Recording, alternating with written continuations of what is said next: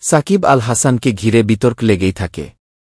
Global টি-20 লিগে খেলতে এখন কানাডায় অবস্থান করছেন সাকিব। সেখানে প্রবাসী এক বাংলাদেশি ক্রিকেটপ্রেমীর সঙ্গে তর্কে জড়িয়েছেন দেশের অন্যতম সেরা এই ক্রিকেটার।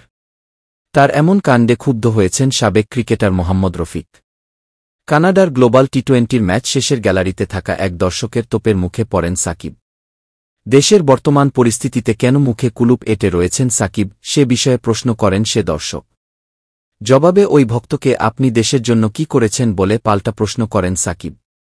দেশের অন্যতম সেরা অলরাউন্ডারের এমন মন্তব্য শুনে তার সমালোচনা করেছেন রফিক। গণমাধ্যমের সঙ্গে আলাপে সাবেক এই বাঁহাতি স্পিনার বলেন, সাকিবের ভালো দিক যেমন আছে, তেমনি খারাপ দিকও আছে। সে দর্শককে যে কথা বলেছে তার জবাবটা বিসিবির দেওয়া উচিত। কারণ তাকে দেশের প্রতিনিধি বানিয়ে পতাকা নিয়ে তাকে বাইরে পাঠানো হয়, সে এ ধরনের কথা বলবে কেন? পাবলিক মাঠে গালি দেয়, আবার জিতলে ঠিকই মাথায় তুলে নাচে। পাবলিক এমনই, এখন তারা সবকিছু বুঝে, তাদের নয়ছয় বোঝানোর দিন শেষ। বাংলাদেশ ক্রিকেট বোর্ড অবশ্য এরই মধ্যে নিজেদের অবস্থান স্পষ্ট করেছে। বিসিবির ক্রিকেট পরিচালনা বিভাগের প্রধান জালাল ইউনুস গণমাধ্যমকে বলেছেন, সাকিব যদি এমন কিছু বলে থাকেন তবে সেটা ঠিক হয়নি। সবারই সব জায়গায় অবদান আছে। অবদান প্রসঙ্গে রফিক উল্টো সাকিবের দিকে প্রশ্ন ছুড়ে দিয়ে বলেন, আপনি কি জিতেছেন?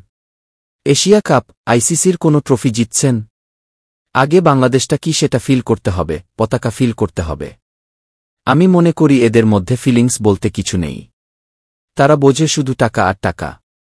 দর্শক এখন এই পর্যন্ত।